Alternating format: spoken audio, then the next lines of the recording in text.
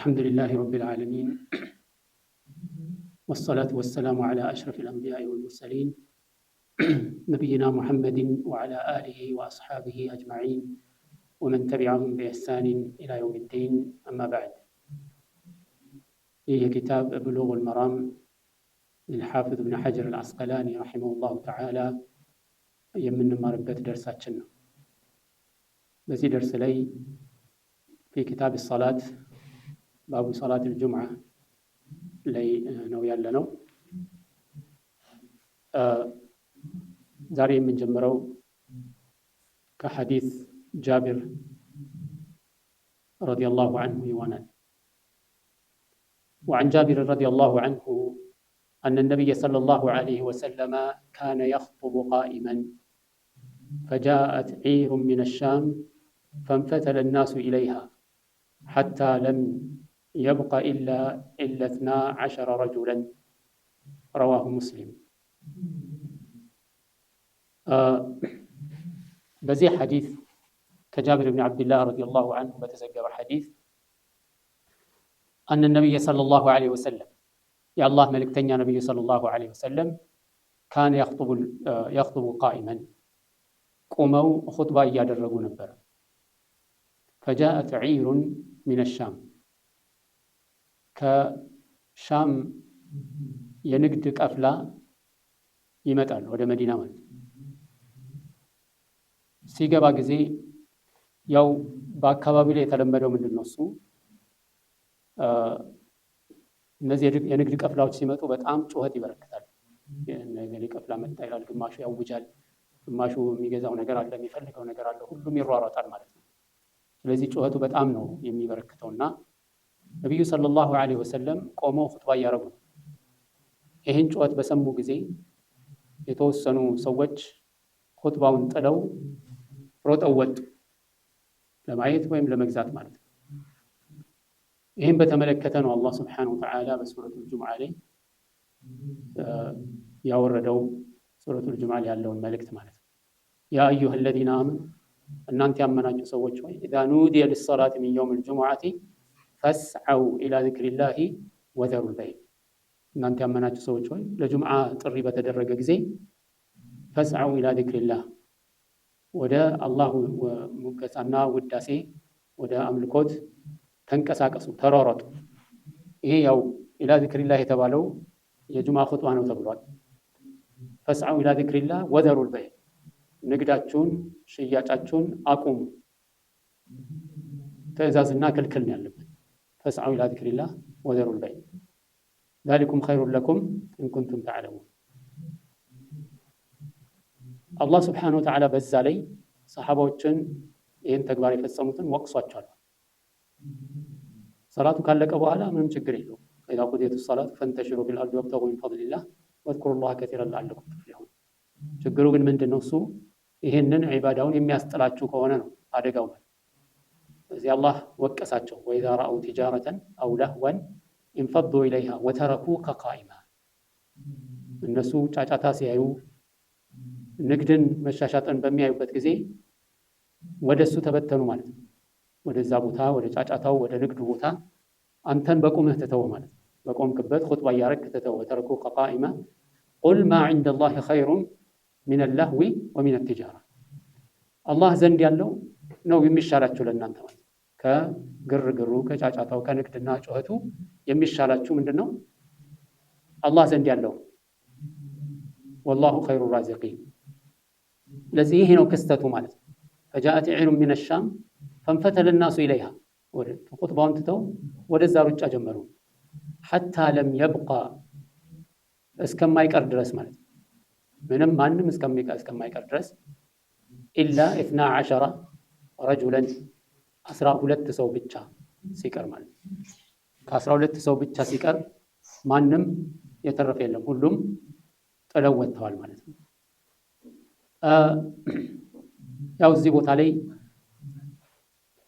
ዒር የሚባለው የንግድ ቡድን ነው፣ የንግድ ቀፍላ።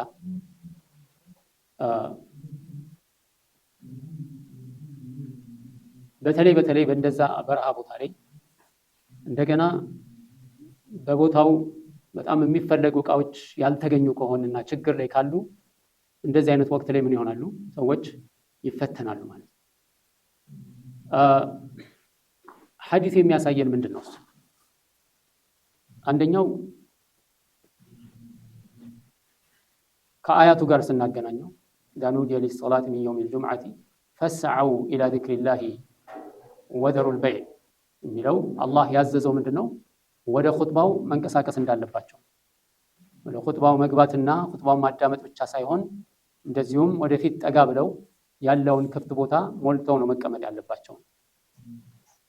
ሌላው ወተረኩ ቃኢማ ከሚለው ጋር እንደዚሁም ነቢዩ ሰለላሁ ዐለይሂ ወሰለም ካነ የኽጡቡ ቃኢመን፣ እዚህ ጁምዓ ኹጥባ ላይ ኹጥባ በሚደረግበት ጊዜ ቆሞ ኹጥባ መደረግ እንዳለበት ከዚህ እንረዳለን። ወይም ኹጥባ የጁምዓ ኹጥባ ቆሞ ኹጥባ ማድረጉ የነቢ ሰለላሁ ዐለይሂ ወሰለም ፈለግ እሱ ነው ማለት ነው፣ ሱናው። ወተረኩ ቃኢማ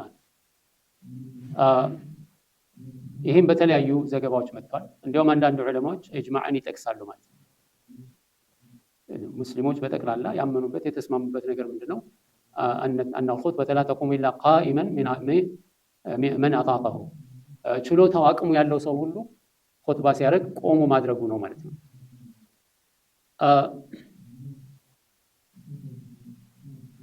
ሌላው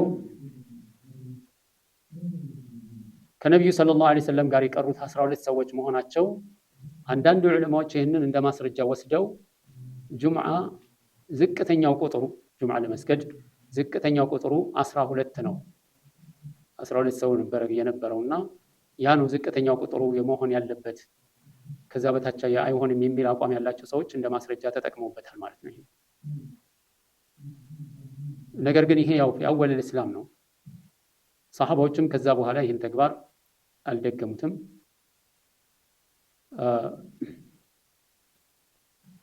ከመሆኑም ጋር ጁምዓ እንደሚታወቀው ከሌሎች የጀማዓ ሰላቶች የተለየ ነው።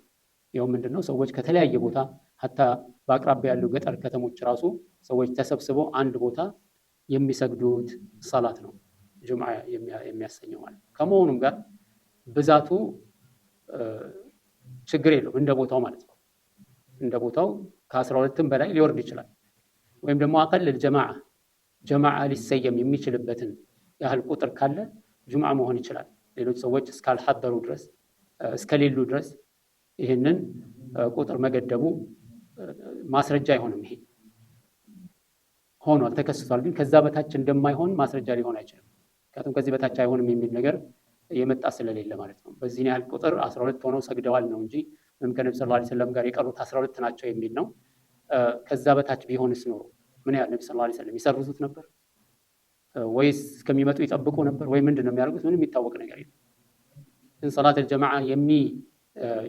ሰላተል ጀማዓ የሚያሰኘው ነገር ከተገኘ ጁምዓም ሊሆን ይችላል ማለት ነው በቁጥር ደረጃ።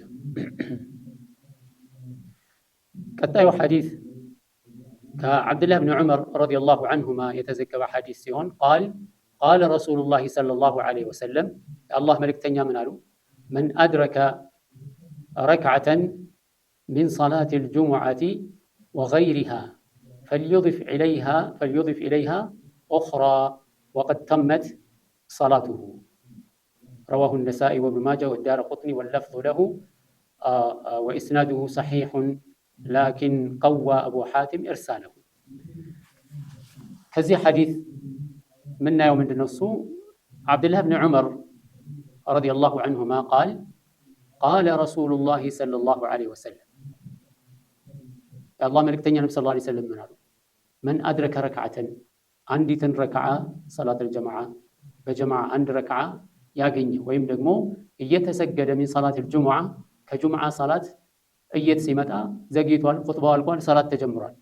አንድ ረክዓ መለጠው። ሁለተኛው ረክዓ ላይ ከደረሰ በማዕና አንድ ረክዓ ካገኘ ሚን ሰላተል ጁሙዓቲ ወገይሪሃ የጁሙዓ ሰላት የሚሆን ከዛ ከጁሙዓ ሰላት ውጪ ማለት ነው። ፈልዩድፍ ኢለይሃ ኡኽራ ሌላ ይጨምርባት። ጁምዓ ከሆነ አንድ ረካ ይጨምር ማለት ነው። ከጁምዓ ውጪ ከሆነ ደግሞ ሌላ መጨመር ያለበትን ይጨምራል።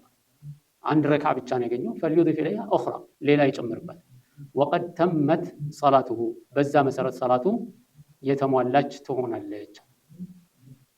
ረዋሁ ነሳኢ ሐዲሱን ኢማም ነሳኢ፣ ኢብኑ ማጃህ፣ ዳረቁጥኒ ዘግበውታል። ወለፍዙ ለሁ አይ ሊዳረቁጥኒ ቃሉ ኢማም ዳረቁጥኒ ወኢስናዱሁ ሰሒሑን ሐዲሱ ሰነዱ ሰሒሕ ነው። አቡ ሐቲም ግን ሙርሰል ነው ብለዋል። ሙርሰል ምንድን ነው እሱ?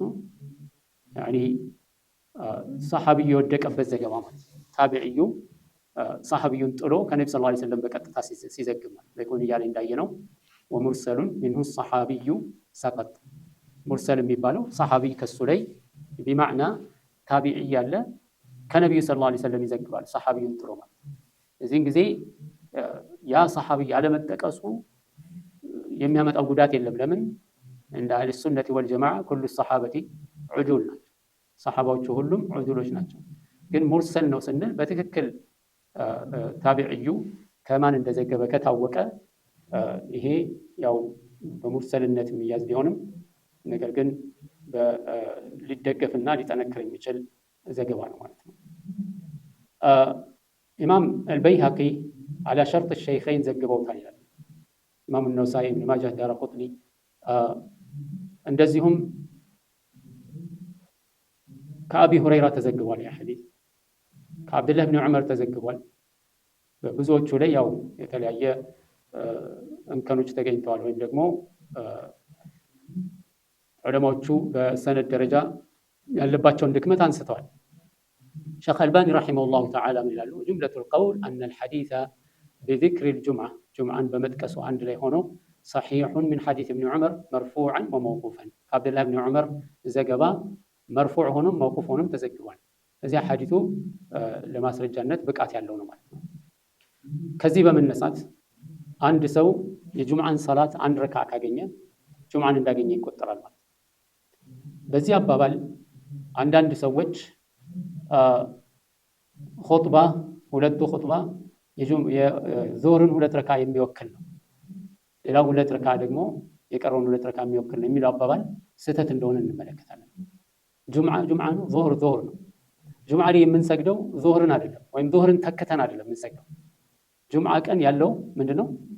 ጁምዓ ቀን ያለው ሰላት ጁምዓ ነው እንጂ ዙህር አይደለም፣ ወይም ደግሞ ዙህርን የሚተካ አይደለም። ዙህርን የሚተካ ነው ብለው ምን አሉ? ሁለቱ ኹጥባ የዙህርን ሁለት ረካ ይወክላል፣ ሁለቱ ረካ ደግሞ የቀረውን ሁለት ረካ ይወክላል፣ አንድ ላይ አራት ሆነ የሚል አይነት አባባል ያመጣሉ። ግን ይሄ ተቀባይነት የለውም። እዚህ በጥቅሉ ጁምዓ ቀን ያለው ምንድነው? የጁምዓ ሰላት ነው። ጁምዓ ላመለጠው ሰው ያው የግድ ዙህር መስገድ አለበት። ዙህርን ነይቶ ይሰግዳል ማለት ነው። ስለዚህም አንደኛ ይሄ ነው። ሁለተኛ ከሐዲሱ የምንረዳው አንድ ረካ ካገኘ ያመለጠውን አንድ ረካ ይሞላል፣ ጁምዓን አግኝቷል ማለት ነው። ከዚህ ደግሞ የምንወስደው ግንዛቤ አለ። መፍሁሙ ምንድነው? እሱ ያቺን አንድ ረካ ካላገኘ ጁምዓ አላገኘም ማለት ነው። ጁምዓን አላገኘም ማለት ነው። ይሄ ከሆነ ደግሞ አንድ ሰው ሁለት ረካ አምልጦት የደረሰ ይሆን ወይም ኢማሙ ከሩኩዕ ከተነሳ በኋላ ያደረሰ የሆነ ሰው ጆይን ማድረግ ያለበት በዙህር ንያ ነው ማለት ነው። ዙህርን ነይቶ ነው መግባት ያለበት እንጂ ጁምዓን ነይቶ አይደለም። ምክንያቱም ጁምዓ አምልጦታል። ኢማሙ ከሩኩዕ ሁለተኛው ረካ ሩኩዕ ከተነሳ ጁምዓ አምልጦታል። ስለዚህ ሰው የሚያደርገው ምንድነው? ዙህር ነው የሚሰግደው ማለት ነው።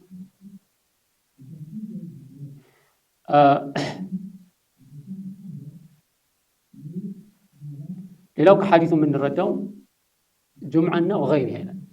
ጁምዓና ከጁምዓ ሌላ ያሉ ሲል ሁሉንም ሰላቶች አምስቱንም ሰላት የሚያካትት ነው ማለት ነው። አምስት ወቅቱንም ሰላት ፈጅር ከሆነ አንድ ረካ አምልጦት ሁለተኛው ረካ ላይ ከደረሰ ምን ሆናል? ፈቀድ አድረገ። ሌሎችም ሰላቶች እንደዚህ። ስለዚህ ሙሉ ለሙሉ ሰላቱን ማግኘቱ የሚረጋገጠው ኢማሙ ከሁለተኛው ረካ ሩኩዕ ከመነሳቱ በፊት። ከዛ በኋላ ከመጣ ኢማሙ ሳያሰላምት እስከደረሰ ድረስ ጀማ አግኝቷል ሊባል ይችላል። ነገር ግን ከኢማሙ ጋር የሰገደው ረካ ምንም የለም ማለት ነው።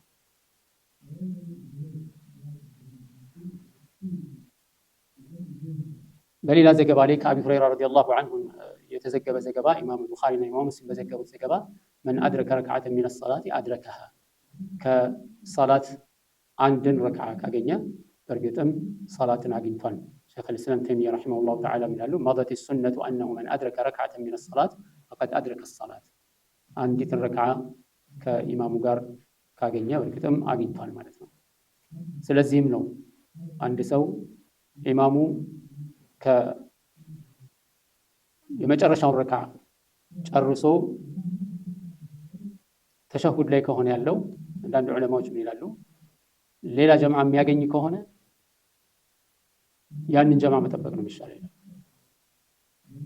ያንን ጀማዓ መጠበቅ ይሻላል። ምክንያቱም ይሄኛው ምን ሆኗል? ጀማዓው አምልጦታል የሚል አቋም ያላቸው ዑለማዎች አሉ።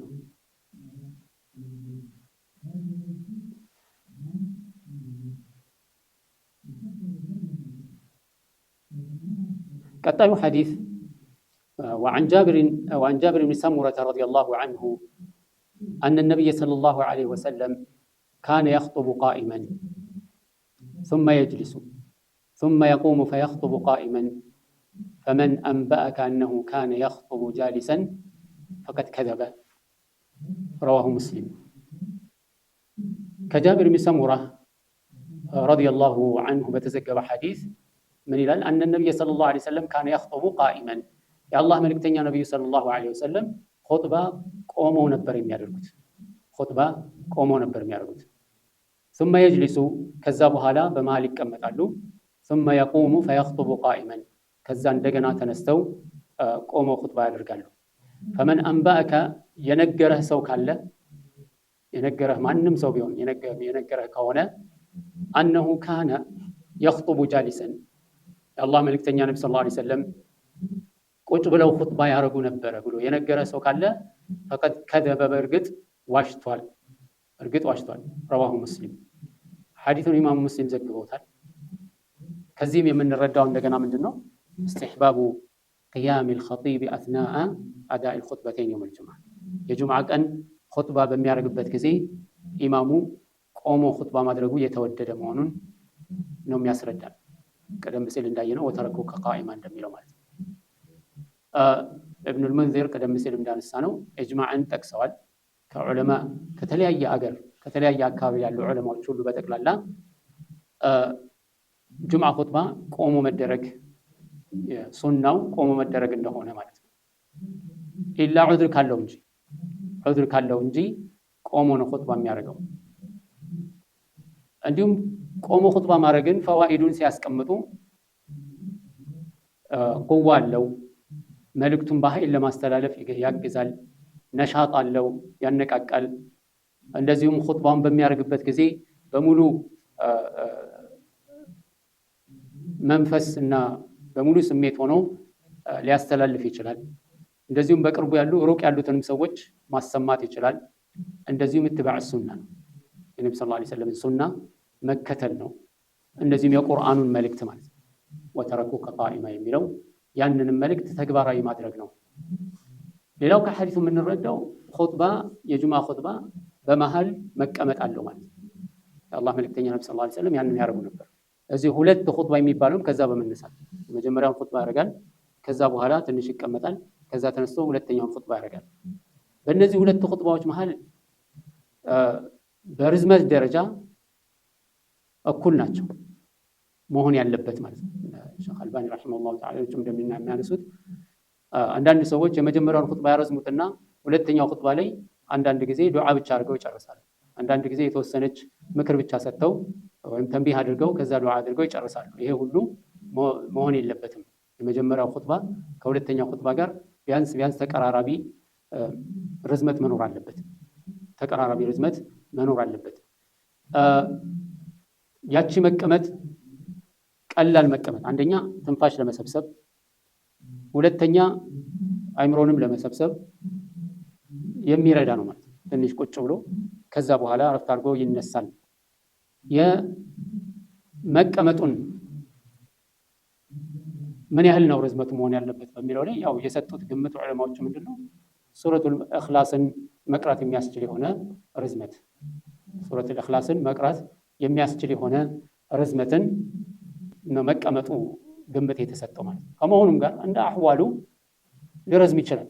ዛሬ ኢማሙ ደክሞት ከሆነ ወይም በመሃል ውሃ ሊጠጣ ከሆነ ወይም ደግሞ ከጤንነት ጋር ወይም ከሌሎች ምክንያቶች ጋር በተያያዘ መልኩ የተወሰነ ከዛ በላይ ቢያረዝመው መሆን ያለበት ሱረቱል ኢኽላስ የመቅራት ያህል ነው ተብሎ ሌላ ታዕብ ውስጥ አይገባም ማለት ነው።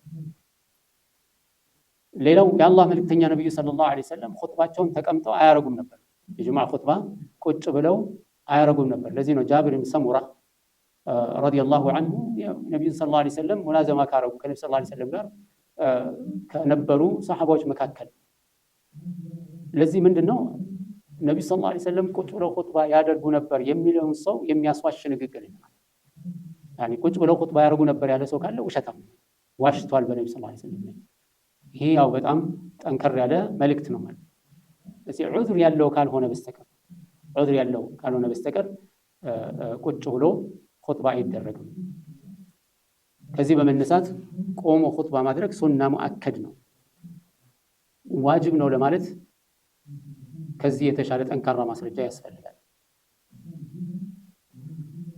የነብዩን ሰለላሁ ዐለይሂ ወሰለም ሱና መከተልን አያይዘንበት ለዚህ የጃብር ብን ሰሙራን ሐዲስ ስናገጣጥመው ምናልባት ነገሩ በጣም የከበደ የነብዩ ሰለላሁ ዐለይሂ ወሰለም ሱና አለመከተል ደረጃ ሊያደርሰው ይችላል ከተባለ ነው እንጂ ቆሞ ኹጥባ ማድረግ ሱና ሙአከድ ነው የሚለው የበለጠ ጠንካራ አቋም ነው።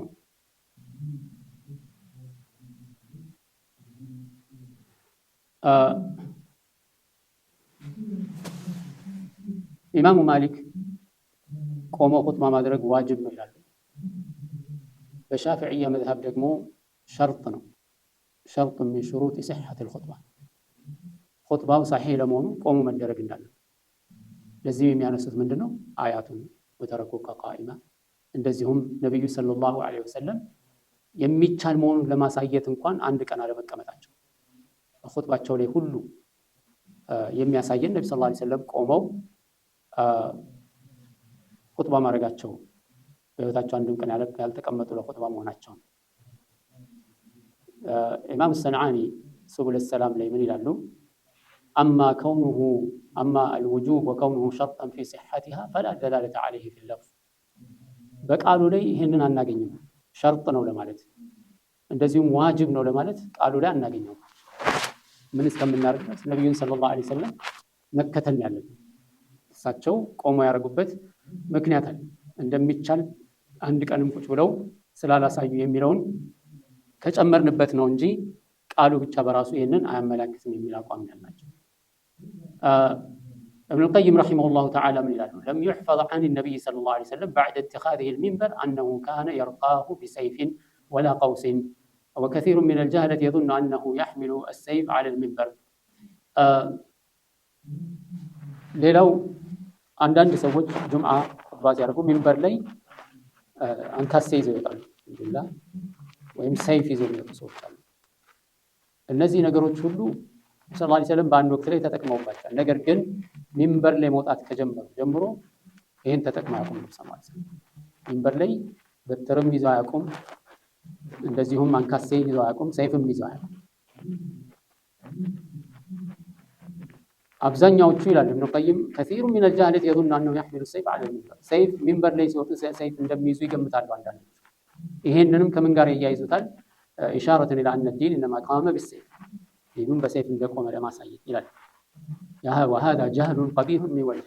ይሄ እንዲያውም ከሁለት አቅጣጫ በጣም አጸያፊ የሆነ ጅህልና ነው። ለምን? አንደኛ أن المحفوظ انه انما كان للاتكاء على العصا او القوس። ነብዩ ሰለላሁ ዐለይሂ ወሰለም ያን ያደረጉ የነበረው ሊደገፉበት ነበር። ይሄ ነው የሚታወቀው ከነብዩ ሰለላሁ ዐለይሂ ወሰለም። ስለዚህ ሆን ብሎ ታስቦበት አልነበረም የሚደረገው ማለት ነው። ለኹጥባ አስፈላጊ ነው ተብሎ ወይም ኹጥባ ላይ እንደ ምልክት ተይዞ አልነበረም ያ ነገር የሚያዘው ማለት ነው። ሁለተኛ እንደምናውቀው ዲን የቆመው በወህይ በዳዕዋ ነው። ማንኛውም ከዳዕዋው ፊት ለፊት የቆመና ዳዕዋውን ለማስቆም ዳዕዋውን ለመጋፈጥ ለመታገል የፈለገን ሰው ለማስወገድ ወይም ለመከላከል ካልሆነ በስተቀር አስገድዶ እስልምና እንዲቀበል የተደረገ ማንም የለም። ወላ ኸይረ ፊ ኢስላም መን ኡክሪሃ ዐለይሂ ተገዶ እንዲገባ የተደረገ እስልምና ምንም ኸይር የለውም ይላል። አላ ኩሊ ሐል እነዚህ ነገሮች የሉም። ስለዚህ ለይሰ ሚነ ሱና ከሱና አይደለም። አንድ ሰው ኹጥባ ለማድረግ ምንድነው ትርጉሙ? ምንድነው መልእክቱ? ምንም መልእክት የለውም። በትሩን ታቅፎ ወይም ሰይፉ እንደዚህ ይዞ ወይም ከዘራው እንደዚህ ይዞ ኹጥባ ማድረግ ወይም አንካሴ ወይም ዘንግ ይዞ ኹጥባ ማድረግ ምንድን ነው ትርጉም? ምንም ትርጉም የለም። ከኹጥባ ጋርም የሚያገናኘው ነገር አለ። ናም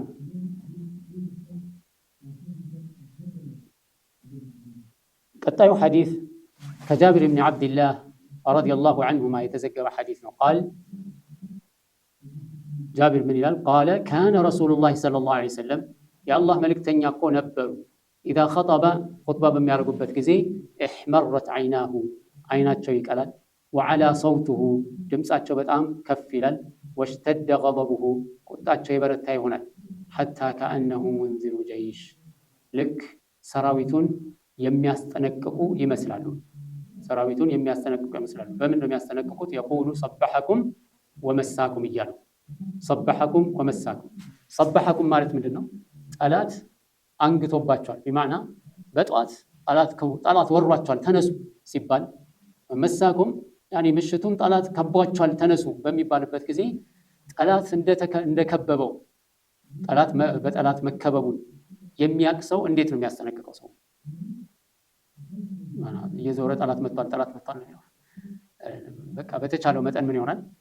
ሰዎችን ለማንቃት ይጮሃል። እንደዚሁም ኃይለኛ የሆኑ ንግግሮችን ይናገራል እንዲነቁ እንዲቀሰቀሱ። ስለዚህ ከአነሁ ሙንዚሩ ጀይሽን የቁሉ ሰበሐኩም ወመሳኩም። ይሄ ሙንዚሩ ጀይሽ የተባለው ምን የሚል ነው? ሰበሐኩም ወመሳኩም የሚል ሰራዊት አስጠንቃቂ ይመስላሉ ማለት ነው። ነቢ ሰለላሁ ዐለይሂ ወሰለም ኹጥባ ሲያደርጉ ወየቁሉ ይላሉ፣ አማ ባዕድ በመቀጠል ይላሉ፣ ፈኢነ ኸይረል ሐዲስ ኪታቡላህ ከንግግሮች ሁሉ ምርጥ የአላህ ስብሓነሁ ወተዓላ ኪታብ ነው። ወኸይረል ሀድይ ወኸይረል ሁዳ ወኸይረል ሀድይ ተብሎም ተዘግቧል። ወኸይረል ሁዳ ሁዳ ሙሐመድ ወኸይረል ሀድይ ወኢነ ኸይረል ሀድይ ማለት ነው። ወኢነ ኸይረል ሀድይ ሀድይ ሙሐመድን ሰለላሁ ዐለይሂ ወሰለም ከአመራር የነቢዩ ሰለላሁ ዐለይሂ ወሰለም አመራር ምርጥ አመራር ነው ማለት ነው። ወሸረል ኡሙር የነገራቶች ሁሉ ክፉ ደግሞ ምንድን ነው? ሙሕደሳቱሃ አዳዲስ ግኝቶች ናቸው። በዲን ውስጥ የሚደረጉ አዳዲስ ግኝቶች። ወኩለ ቢድዓትን ضላላ አይ ወኢነ ኩለ ቢድዓትን ማለት ወኢነ ሸረል ኡሙር ሙሕደሳቱሃ ወኢነ ኩለ ቢድዓትን ضላላ እንደማለት። ቢድዓ ሁሉ ጥመት ነው። ረዋሁ ሙስሊም ሐዲሱን ኢማም ሙስሊም ዘግበውታል። ወፊ ሪዋየትን ለሁ በሌላ የኢማሙ ሙስሊም ዘገባ ካነት ኹጥበቱ ነቢይ ሰለላሁ ዐለይሂ ወሰለም የውመል ጁምዓቲ የጁምዓ ቀን የነቢዩ ሰለላሁ ዐለይሂ ወሰለም ኹጥባ እኮ ኹጥበቱ ነቢይ ሰለላሁ ዐለይሂ ወሰለም የውመል ጁምዓቲ የሕመዱላህ ወዩስኒ ዐለይህ አላህን ያመሰግናሉ ያወድሱታል። ثم የቁሉ ከዛ ይላሉ ዐላ ኢስሪ ዛሊክ እሱን አስከትለው ወቀድ ዐላ ሰውቱሁ ድምፃቸውን ከፍ አድርገው ይመክራሉ ማለት ነው። ወፊ ሪዋየትን ለሁ ይሁን በሌላ ሙስሊም ዘገባ ላይ መን የህዲላሁ ፈላ ሙድለ ለህ አላህ የመራውን ሰው አላህ ያቀናውን የመራውን ሰው የሚያጠመው ማንም የለም። ወመን ዩድሊል አላህ ያጠመመውን ደግሞ ፈላ ሃዲየ ለሁ የሚመራው ማንም የለም። ወሊነሳኢ ኢማሙ ነሳኢ በዘገቡት ሐዲስ ደግሞ ወኩለ ضላለትን ፊናር ይሄ ጥመት ሁሉ ደግሞ የእሳት ነው የሚል ይህ ሐዲስ ባረከላሁ ፊኩም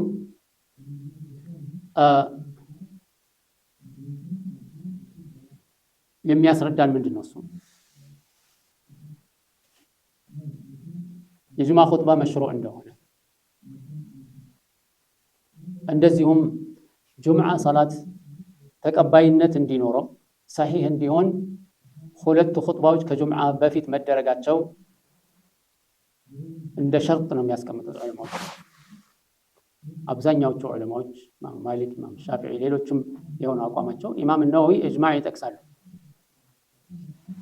ሱናዎቹም የነቢ ሰለላሁ ዐለይሂ ወሰለም ሐዲሶቹም የሚጠቁሙት ይሄንን ነው ማለት ነው። ለጁምዓ ሁለት ኹጥባ መኖሩ ነው። በሐዲሱ ላይ የምናገኘው ሌላው ምንድን ነው? እሱ ሲፈቱል ኸጢብ ኹጥባ የሚያደርግ ሰው የሚኖረው ባህሪ ይሄ ሁል ጊዜ አንድ አይነት አይደለም። በአብዛኛው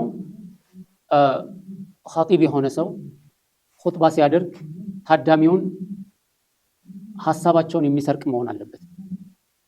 አቴንሽናቸውን ወደሱ የሚስብ መሆን አለበት የሚያስተላልፈው መልእክት። ያ ደግሞ የሚሆነው ነቃ ብሎ ድምፁን ከፍ አድርጎ በንቃት ማስተላለፍ ሲችል ነው ማለት ነው።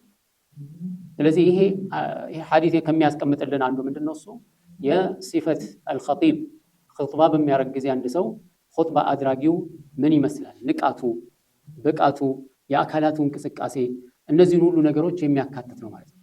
እንፊዓል ድምፁ ከፍ ማለቱ እንደዚሁም ያኒ የሚያደርጋቸው እንቅስቃሴዎች ማለት ነው። ይሄ ሁሉ ምን ይሆናል መልእክቱን ወደ አድማጩ ለማድረስና የአድማጩን ሐሳብ ሰብስቦ ለመያዝ ያግዘዋል ማለት ነው። ይህም ሆኖ አንዳንድ ጊዜ ያው አድማጩ ምንም ላያጅበው ይችላል።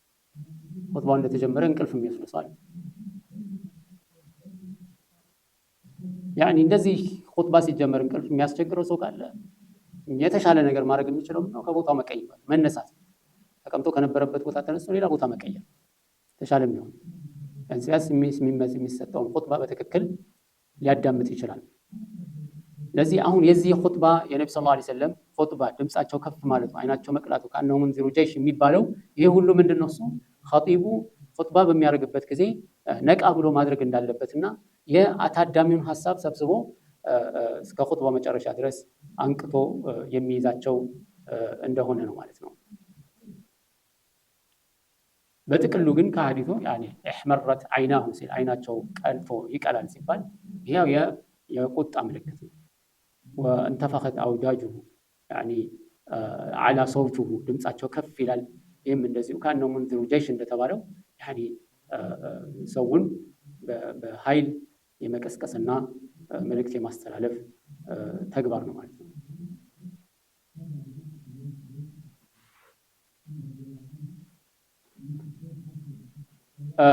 በኹጥባ ላይ መጠቀስ ካለባቸው ወይም ኹጥባ ላይ የሚተላለፍ ካለባቸው መልእክቶች መካከል ደግሞ ሰዎችን በአላህ ሱብሓነሁ ወተዓላ ኪታብ መስራት፣ ሱናን መከተል፣ የአላህን ሱብሓነሁ ወተዓላ ኪታብ መከተል እንዳለባቸው መጠቆም የግድ ነው ማለት ነው።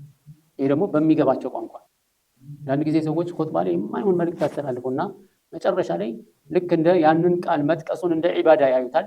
ሰውን በተለያየ ቋንቋ መልእክት ያስተላልፉለታል። መጨረሻ ላይ ኹጥባውን ኢነል ሐምደሊላህ ነሕመዱሁ ወነስተዒኑሁ ወነስተግፊሩህ ከዛ በኋላ ኢነ የደላሂ መዐል ጀማዓ ምናምን እያሉ ከመጨረሻው ድረስ ይናገራል።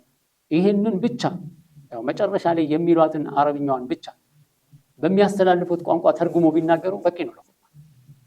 በጣም ቆንጆ መልእክት ነው። ሰው አረብኛ አይገባውም፣ እነሱም መጨረሻ ላይ ነው በቃ የሚሏት። ልክ ይሄኛውን ቃል መግለጹ ብቻ በኹጥባ ላይ ይሄን ነገር መናገሩ እንደ ዋና የኹጥባ መልእክት አድርጎ ማየት። ኹጥባ ዋና የተፈለገበት ምንድነው? አዳማጩ ማህበረሰብ ያንን መልእክት መረዳት፣ ኹጥባውን መልእክቱን መረዳት ነው የተፈለገበት። ወይላ ኢማሙ ኹጥባ አድርጎ ጨርሶ ሰውየው ምን ተረዳ ሲባል አረብኛ አላውቅም የሚል ከሆነ ኹጥባ ላይ መቀመጡ ምንድነው ትርጉም? ስለዚህ በኹጥባው ላይ የአላህን ሱብሓነሁ ወተዓላ ቁርአን ኪታብን መመሪያ ማድረግ፣ ለሁሉም ነገር መፍትሄ እንደሆነ የሚቀሰቅስ የሆነ ንግግር መናገር፣ እንደዚሁም የነብዩ ሰለላሁ ዐለይሂ ወሰለም ሱና በጣም ለሰው ልጆች አስፈላጊ መሆኑን፣ ቢድዓ የሚባለው ምን ያህል አደገኛ እንደሆነ ማስጠንቀቅና ለዲናቸው ጠቃሚ የሆነውን ነገር መናገር ያስፈልጋል። ኢብኑ ቀይም ረሒመሁላሁ ተዓላ ይላሉ مقصود الخطبة هو الثناء على الله تعالى وتمجيده بالشهادة له بالوحدانية ولرسوله بالرسالة وتذكير العباد بأيامه وتحذيرهم من بأسه ونقمته. የኹጥባ ዋናው የተፈለገበት ወይም ከኹጥባ የሚፈለገው ነገር ምንድነው ሲባል አላህን ሱብሓነሁ ወተዓላ ማመስገን፣ አላህ ሱብሓነሁ ወተዓላ ብቸኛ ተመላኪ እንደሆነ በመናገር ተውሂዱን ማረጋገጥና በዚህ ላይ መመስከር፣ እንዲሁም ነብዩ ሰለላሁ ዐለይሂ ወሰለም የአላህ መልእክተኛ የነቢያቶች መቋጫ እንደሆኑ ማስቀመጥ፣ ከዛ በኋላ ወተዝኪሩል ዒባድ ቢአያሚሂ ወተሕዚሪሂም ሚን በእሲሂ ወኒቅመቲሂ አላህ ሱብሓነሁ ወተዓላ ውለታዎችን ማንሳት ለሰዎች፣ እንደዚሁም የአላህን ሱብሓነሁ ወተዓላ ቅጣት ሊኖር እንደሚችል፣ የአላህ ሱብሓነሁ ወተዓላ ቁጣ ሊኖር እንደሚችል፣ እንደዚሁም ወወሲየቲን ቢማ ዩቀርቡሁም ኢለይሂ ወኢላ ጀናቢሂ ወደ አላህ ሱብሓነሁ ወተዓላ የሚያቃርባቸውን ነገሮች በመጥቀስ መምከር፣ ወነህይ ዐማ ዩቀርቡ ሚን ሰኸጢሂ ወናሪሂ የእሱን ቁጣና እንደዚሁም እሳቱን ቅጣቱን የሚያቃርባቸውን ነገር በማስጠንቀቅ ላይ መሰረት ያደረገ መሆን አለበት። إنما كان خطبة النبي صلى الله عليه وسلم تقريرا لأصول الإيمان بالله وملائكته وكتبه ورسله ولقائه وذكر الجنة والنار. النبي صلى الله عليه وسلم خطبة بمن يتنتن ነው በዛ የሚያጠነጥንበት በምን ዙሪያ ነው? ኡሱሉል ኢማንን ማብራራት፣ በአላህ ማመን፣ በመላእክቶች ማመን፣ በመጽሐፍቶች ማመን፣ በረሱሎች ማመን፣ ከአላህ ጋር መገናኘት የሚባል ነገር እንዳለ፣ ጀነት እሳት እንዳለ፣ አላህ Subhanahu Wa Ta'ala ለወዳጆቹ እሱን ለተገዙት ያዘጋጀው አኺራ ላይ ያዘጋጀው ነገር፣ ለጠላቶቹ ያዘጋጀው ቅጣት ምን እንደሆነ፣ የማዕሲያ ሰዎች ምን እንደሚጠብቃቸው ተውበት ካላደረጉ፣ በእነዚህና በመሳሰሉ ጉዳዮች ላይ ማነሳሳት ነው ያለበት ማለት ነው። ስለዚህ መሰረታዊ የሆነ ዲናቸውን ማስተማር በኹጥባ ላይ ወሳኝነት አለው ማለት ነው። እንዲሁም ከነብዩ ሰለላሁ ዐለይሂ ወሰለም ኹጥባ የምንረዳው ነብዩ ሰለላሁ ዐለይሂ ወሰለም ከቢድዓ ያስጠነቅቁ ነበር። አንዳንድ ጊዜ ሰዎች በቃ ኹጥባ የቢድዓ ነገር ስለሚነሳበት ብቻ የሚጨንቃቸው ሰዎች አሉ። ሁሉ ጊዜ ኹጥባ ላይ ቢድዓ ነው የሚባለው የሚል አይነት እንትን ያላቸው ሰዎች አሉ። ሐቂቃ ይሄ የነብዩ ሰለላሁ ዐለይሂ ወሰለም ኹጥባ እንደመቃወም ነብዩ ሰለላሁ ዐለይሂ ወሰለም ናቸው። ካነ የሚለው ቆም ነው በድግግሞሽ ሳይቋረጥ ነብዩ ሰለላሁ ዐለይሂ ወሰለም ወይም በአብዛኛው ወቅታቸው ያረጉ የነበረው በዚህ አይነት መልኩ ከቢድዓ ሳያስጠነቅቁ ያለፉበት ጊዜ የለም። እዚህ አላህ Subhanahu Wa Ta'ala ዲኑን እንደሞላው በዲኑ ላይ ተጨማሪ ነገር እንደማያስፈልግ፣ ቢድዓ ማለት ጥመት እንደሆነ፣ ጥመት ደግሞ ለአላህ Subhanahu Wa Ta'ala ቁጣና ቅጣት የሚዳርግ መሆኑን እነዚህና የመሳሰሉትን አንስቶ ለሰዎች ማስገንዘብ ያስፈልጋል። ከቢድዓ ማስጠንቀቅ፣ የቢድዓ ጣጣው በጣም ብዙ እንደሆነ ማስጠንቀቅ የግድ ነው ማለት። ሌላው ከሐዲሱ የምንረዳው ኩሉ ቢድዓትን ضላላ የሚለው ቢድዓን ሐሰናና ቢድዓ ሰይአ ብሎ መክፈል ከነብዩ ሰለላሁ ዐለይሂ ወሰለም ንግግር ጋር የሚጋጭ እንደሆነና ኩሉ ቢድዓትን ضላላ የተባለ መሆኑን ከሐዲሱ የምንረዳው ነው። ከኹጥባ አዳቦች የኹጥባ አደብ ከሚባሉት ምንድነው? ሲጀመር ኹጥባው አላህን በማወደስ አላህን በማመስገን መጀመር፣ ይሄ ከኹጥባ አዳቦች ነው። ሌላው በኹጥባ ውስጥ መካተት ካለባቸው ነገሮች መጨረሻ ላይ የሚደረገው ለሙስሊሞች የሚደረግ ዱዓ፣ እንደዚሁም ለሙስሊም መሪዎች የሚደረግ ዱዓ። ለሙስሊም መሪዎች፣ አኢማዎች የሙስሊሞችን ጉዳይ ለሚመሩና ለሚያንቀሳቅሱ ሰዎች ሁሉ ዱዓ ማድረግን ወይባሑ ዱዓኡ ሊሙዐየንን ከሱልጣን መሪ፣ ለምሳሌ አቡ ሙሳ ረዲየላሁ ዐንሁ ለዑመር ብን ኸጣብ ረዲየላሁ ዐንሁማ ዱዓ እንዳደረገለት በኹጥባ ላይ ተዘግቧል። ኢማሙ አሕመድ ረሒመሁላሁ ተዓላ ምን ይላል? ለው ካነ ለና ዳዕወቱን ሙስተጃባ ለደዐውና ቢሃ ሊሱልጣን።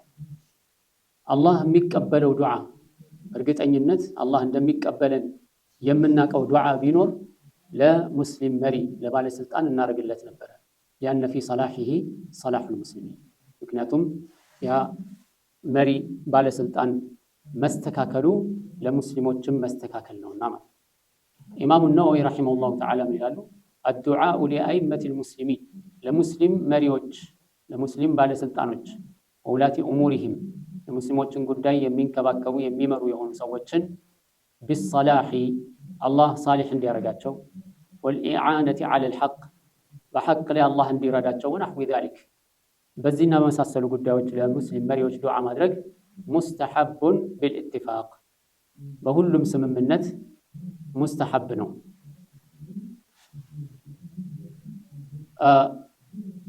ይሄ በኢትፋቅ ሙስሊሚን ኢላ ጅህልና ያለበት ሰው ካልሆነ በስተቀር ለሙስሊም መሪ ዱዓ እንዴት ይደረጋል ማለት የለበትም። አንዳንዶቹ እንዲያውም ምን ይላሉ? በቃ እነዚህ ባለስልጣኖች ኢማሞቹን ዱዓ እንዲያደርጉላቸው ያስገድዳል። ለመሪው ዱዓ ስላላደረገ ታሰረ ይባል። በቃ ብሎ ወሬ ኢኮኖሚ ነው።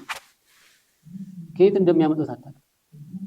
ይሄ ለሙስሊም መሪ ዱዓ ካላረገ አንድ ሰው ሙስሊም መሪ ምንድነው? ሰው አይደለም? አንደኛ ሙስሊም አይደለም? ሐቅ የለውም እኮ። ሌላው ቢቀር ማለት ነው። ሌላው ቢቀር አንድ ሙስሊም መሪ ሙስሊም ነው፣ ሐቅ አለው እኮ ዱዓ እንዲደረግለት ለሙስሊሞች ሁሉ ዱዓ። ሙስሊም መሪ ሲሆን ደግሞ ምንድነው? የባሰ ነው። አሁን ሰው ሁሉ የሚንጫጫው መሪዎቹ እንዲያላረጉ ምናምን የሚለው ለምንድን ነው? ያው ሙስሊሞቹ ላይ ችግር መሪዎቹ ላይ ችግር አይቻለው ስለሚል ነው አይደል? ስለዚህ ዱዓ ቢያደርግላቸው ያን ችግር ቢያስተካክሉ ምንድነው ችግሩ? የሚጠቅመው እሱ ነው። ቁጭ ብሎ ብቻ በሚዲያ ላይ በተለያየ ቦታ ቁጭ ብሎ እንደዚህ ያደርጉ አሁን አወጡ ይናወርዱ ይናሰሩ ይፈቱ እያለ ከሚያወራ ዱዓ ቢያደርግ ነው ይሻል። ያን ዱዓ ማድረጉ ለሙስሊሙ ይጠቅማል፣ ለራሱም ይጠቀምበታል። ተመልከት አይማዎች የሚሉት። ስለዚህ እነዚህ አሁን የባለስልጣን እንባ ጠባቂ ናቸው እንደ ኢማሙ አህመድ። ኢማሙ አህመድ ረሂመሁላህ ተዓላ አላህ የሚቀበለኝ ዱዓ እንዳለ ባውቅ ያቺን አላህ የሚቀበለኝን ዱዓ ለሙስሊም መሪ ያደርግለት ነበር ይላል። ይሄ ደግሞ ይመጣል በቃ ጃሂሉ ይነሳና በቃ እነዚህ የባለስልጣን እንባ ጠባቂዎች ይላል። ባለስልጣን እንደዚህ አድርጎ እነሱ በባለስልጣን ነው የሚመሩት። ቁጭ በሉ ሲላቸው ይቀመጣል፣ ተነሱ ሲላቸው ይነሳል። ፍራቻ ስላለባቸው ለመሪው ዱዓ ያደርጋሉ ይሏል። ምን ማለት ነው? ይሄ እኮ የአላህን ዲን አለማወቅ የአላህን ዲን አለማወቅ እንጂ ለሙስሊም መሪ ዱዓ ማድረግ ለኡማው ጠቃሚ ነው። ናም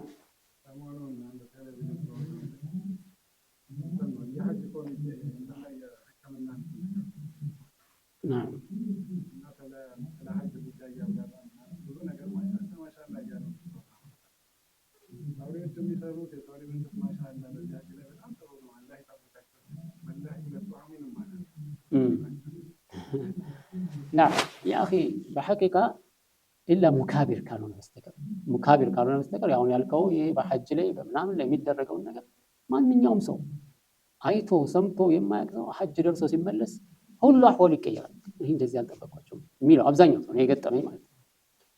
በጥቅሉ ግን ሙስሊም መሪ የትም ቦታ ይሁን ሙስሊም መሪ ሳሊህ ከሆነ ሀገሩ ሰላህ ያገኛል። መሪዎቹን የሚሾማቸውን ይከታተላል፣ ይቆጣጠራቸዋል። የአላህን ዲን ያኔ ሙጅሪም ከሆነ እኮ ሙጅሪም የሆነ መሪ መጀመሪያ የሚያጠፋው ማንን ነው? መስጂድ ያሉትን እኮ መስጂዱን ይዘጋዋል። በቃ ለሰላት ወቅት ብቻ ነው የሚከፈተው፣ ከዛ ውጭ ይዘጋል። እዛ በኋላ ወጣት ሆነ መስጂድ ምን ታደርጋለህ? ለምን ነው መስጂድ የምትመላለሰው? ይሄ እኮ ተከስቷል፣ ሙስሊሙ ዓለም ላይ ተከስቷል። ብዙ ቦታዎች ከ40 ዓመት በታች እድሜ ያለው መስጂድ እንዳይገባ ተብሎ የተባለባቸው ቦታዎች አሉ። ይሄ ሁሉ በሙስሊሙ ዓለም ላይ ማለት ነው። ሙስሊሙ ዓለም ላይ ወጣቱ ዲኑን እንዳይዝ በተለያየ ነገር እንዲበከል ማለት ነው። እዚህ ሙስሊም መሪ የራሱን ስልጣን ብቻ የሚያስጨንቀው ከሆነ ከባድ ነው በጣም። ይህን ደግሞ ለሙስሊም መሪው ለማገዝ ደግሞ ምን ያስፈልጋል? ለመሪው ዱዓ ማድረግ። ለመሪው ዱዓ ማድረግ ወንጀል አይደለም። ለመሪው ዱዓ ማድረግ ለባለስልጣን ማጨብጨብ አይደለም፣ ውሸት ነው። እንደዚህ የሚያስቡ ሰዎች በጣም ተሳስተዋል። ኢላ የሙስሊሙ ኡማ መረበሽን፣ የሙስሊሙ ኡማ መጨነቅ፣ የሙስሊሙ ኡማ መጨቆን የማያሳስባቸው ሰዎች ካሉ በስተቀር ስለ ኢኽዋን ሙስሊሚን የነሱ ጭንቀት ምንድነው? ጀማዓት ኢኽዋን ሙስሊሚን ስልጣንን ማግኘት ነው በቃ። ስለዚህ ባለስልጣን ሰላም አገኘ ማለት እነሱ ስልጣን የላቸውም። ለዛ የሚያደርጉት እንቅስቃሴ ሁሉ ከሸፈባቸው ማለት ነው። ምንድነው? ምን አሯሯጠ? በቃ ያው አሪፍ መሪ ያለን፣ ጥሩ መሪ ያለን፣ በሰላም ይመራል፣ በኪታብና በሱና ይመራናል መባል አይፈልጉም። ስንት ዓመት ሙሉ ኦልሞስት 100 ዓመት ታግለው ሸሪዓን ለማለት ማለት ለሸሪዓ ነው ሸሪዓን ተሕኪም ለማድረግ ሸሪዓን ለማስፈረድ ነው የምንታገለው ብለው ኦልሞስት 100 ዓመት ታግለው ስልጣን ሲይዙ እኛ እኮ ሸሪዓን ህግ ለማስለቅ አይደለም የታገልን ይላል። ይሄ ነው እኮ በቃ። ከዚህ ውጭ ሌላ ምን አለ? አሁንም ያው በየቦታው አሉ እኮ ሀገራችንም ላይ የኢኽዋን አስተሳሰብ ያለው ሰው በቃ መስለው ውስጥ እኛ እንዲሆን እንደዚህ ያልገን ይላል። ወጣ ሲል ደግሞ ሸሪዓን የሚንድ ነገር ይናገራል። ሸሪዓን የሚደረምስ የሚንድ ነገር ማለት እኛ በቃ ሪባ እያልን ሙስሊሙን ከጨዋታ ውጭ አድርግ ነው ይላል። በቃ ለምን አትወጡ ይባላል። በየቦታው መሰግሰግ አለብን፣ በየእንትኑ ቦታ ላይ መግባት አለብን እና ከሰላት አትስገድ እንኳን ብትባል ግባ፣ ሚሊተሪም ቢሆን ግባ፣ ስልጣን ቦታም ቢሆን ግባ፣ ሰላት አትስገድ እንኳን ብትባል ምንም ችግር የለውም እየተባለ ለየትኛው ሸሪዓ ነው ታዲያ የምንታገለው? በሐቂቃ የእነዚህ ሰዎች ጉዳይ ገራም ያገባ ነው ለሰው። አብዛኛው ሰው ደግሞ ይሄን አይረዳም። ትላንት ያሉትን ዛሬ ይሸራሉ፣ ዛሬ ያሉትን ይሸራሉ። ለሙስሊሙ ኡማ ሙሲባ ናቸው። የሙስሊሙ ኡማ ነቀርሳ ማለት ይሄ ጀማዓት ኢኽዋን ሙስሊሚን እና መሰሎቻቸው ማለት በሙስሊሙ ኡማ ላይ የተለያየ ስቃይና መከራን የሚጎትቱት እነሱ ናቸው። በዚህ የሙስሊም መሪ ከህዝቡ ጋር ሰላም ሆኖ እንዲኖር በጭራሽ አይፈልግም። ያ ከሆነ የእነሱ መንሃጅ ምን ሆነ? ቦታ የለውም። ማንም የሚሰማቸው የለም። ሙስሊም ውስጥ መሪው ሳሊሕ ከሆነ ሰው የሚፈልገው ምንድን ነው? ከመሪው ስር መመራት ነው። በቃ ከመሪው ጋር ሰላም ሆነ። ስለዚህ ይሄ የሙስሊም ኢማሞቹን ዱዓ እንዲያደርጉ ያስገድዳል። አንዳንዱ ደግሞ ይላል እኛ የሄድነው እኮ ሐጅ ልናደርግ ነው እንጂ ለእነሱ መሪ ዱዓ ልናደርግ ነው እንዴ ይላል። ሐጅ ማድረግ የቻለው ራሱ እነዛ መሪዎች ሰላም ሲሆን አገሩ ሰላም ሲሆን እኮ ነው ሐጅ ማድረግ ራሱ ይቻላል። ወይላ የለም። አሁን በዚህ ረመዳን ስንትና ስንት ሰው ነው ዑምራ ተዘጋጅቶ ትኬት ቆርጦ ምናምን ብሎ በቃ ተካንሰል የተደረገ? ስንትና ስንት ሰው። ለምንድን ነው ይሄ የሆነው? ሰላም ስለሌለ። ግልጽ እንግዲህ ኢማጂን ነው ይሄ ከውጭ ያለ አደጋ ወደዚህ እየመጣ ነው በሚል ይሄ ሁሉ ነገር ከሆነ አገሩ ላይ ቢሆንስ ችግሩ? እነዚህ አላህ ስብሐነሁ ወተዓላ እኮ ጠብቆት ነው እንጂ አሁን ሐረም መካና መዲና ከአህል ተውሂድ ከተውሂድ ሰዎች እጅ ቢወጣ ምንድን ነው የሚሆነው ያ ቦታ? እስቲ ለትንሽ ደቂቃ እናስበው። እስቲ በሺዓዎች እጅ ቢገባ መካና መዲና ሺዓዎች እጅ ቢገባ ምንድን ነው የሚሆነው? ዓመት ባልሞላ ጊዜ ውስጥ ሐረም ዙሪያ ሁሉ ጣዖት ነው እኮ የሚሆነው። ጣዖት እዛ በኋላ በቃ እገሌ የሚባለው የነብዩ ሰለላሁ ዐለይሂ ወሰለም ዘር ነው ይባልና እሱ ይመጣል። አንድ እዛ ጋር የሱ ምስል ይቆማል፣ እዛም የሱ ምስል ይቆማል። ሐረም ሁሉ በጠቅላላ መካና መዲና ፎቶ በፎቶ ይሆናል። ያ ዓሊ፣ ያ ሁሴን፣ ያ ዘይነል ዓቢዲን፣ ያ ፉላን፣ ያ ፉላን፣ ያ ቲጃኒ፣ ያ አብዱልቃድር ጀይላኒ። እነዚህ ሁሉም ደግሞ ምን ተብሎላቸዋል? የነብዩ ሰለላሁ ዐለይሂ ወሰለም ዘር አላቸው ተብሎላቸው። ሁሉም ደግሞ ምን ተብሎላቸዋል? ነብዩ ሰለላሁ ዐለይሂ ወሰለም መጥተው አናግሯቸዋል ተብሎላቸው። በቃ አንተ እየሰራ ያለው ነገር ጥሩ ነው በርታበት ብሎ ነብዩ ሰለላሁ ዐለይሂ ወሰለም አበርትተውታል። ግማሹ በህልሙ መጥተው፣ ግማሹ በፊት ለፊት፣ ግማሹ ቀብራቸው ውስጥ ሆነው እጃቸውን ዘርግተው ሰላም ብለውታል። ይሄ ሁሉ ምን ይሆናል? እዛ ቦታ ላይ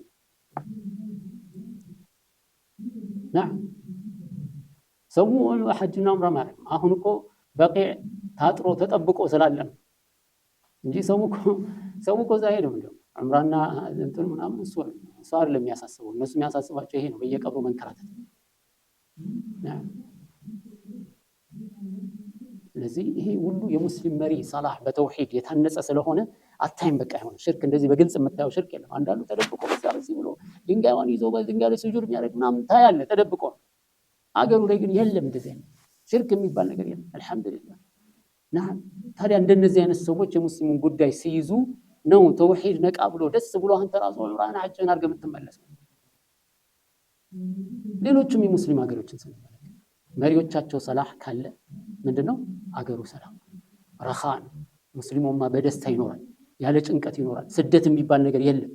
እንዴት ነው አንድ ሰው ለሙስሊም መሪ ዱዓ መደረግ የሚያሳምመው? ለሙስሊም መሪ ዱዓ ማድረግ የሚቆረቆረው ለምንድን ነው? አንድ ሰው ይሄ ለሙስሊም ኸይር ፈላጊ አይደለም ማለት ነው። نعم هذا وصلى الله وسلم على نبينا محمد وعلى آله وصحبه أجمعين.